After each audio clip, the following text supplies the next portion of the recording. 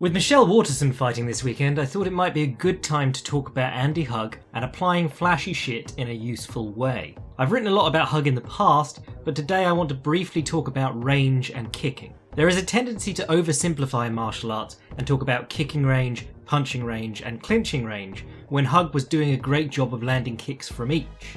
Hug is known for the axe kick, and it served as one of his longest weapons. Hug scored very few knockouts or knockdowns with it, but it came to represent him. The whole crowd was expecting it, and so was his opponent. Hug could throw it up from middling range, or march into it over a long distance, and he could bring it up on the inside or the outside. The axe kick is scary because it comes from overhead through the top of your guard, which very few other techniques do, and putting on the earmuffs won't protect you. By showing it, Hug could often get his opponent's hands coming up and exposing their midsection, at which point he would march in as if to throw the axe kick and then slot in a round kick to their midsection instead.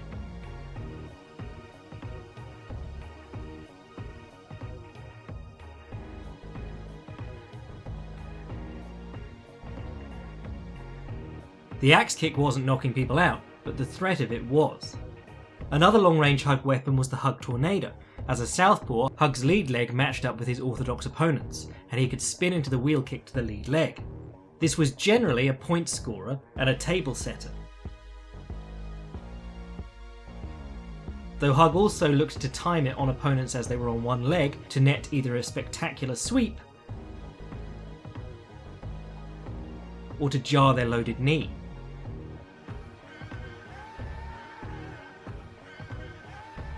By using the Hug Tornado, Hug could numb the opponent to his turning and set up the wheel kick or the back kick, or begin to use the turn itself as a feint to back the opponent up and spook them. With his spinning techniques generally, Hug was good at showing them out in the open to keep them in the opponent's mind, but tried to get his opponents circling into them, shortening the path when he hoped to actually connect.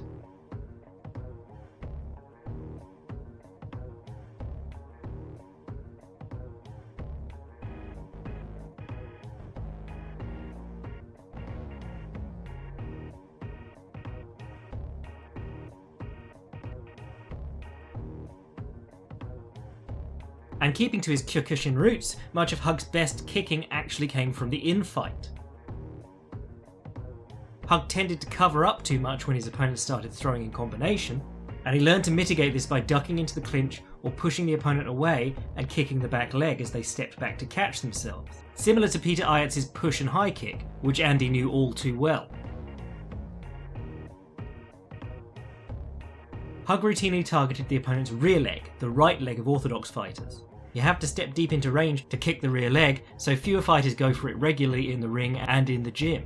So even among top fighters, you will find that their rear leg is not nearly so conditioned to being kicked as their lead leg. Hug broke a lot of experienced kickboxers by targeting their rear leg.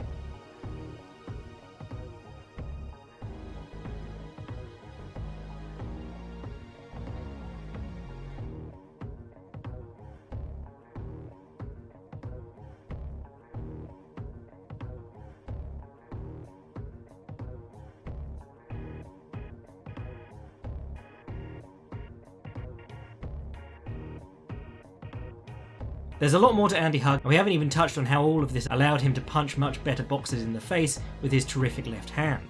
But I've written plenty about Hug in the past at Fightland, and we'll give him the full Filthy Casuals guide at some point in the future.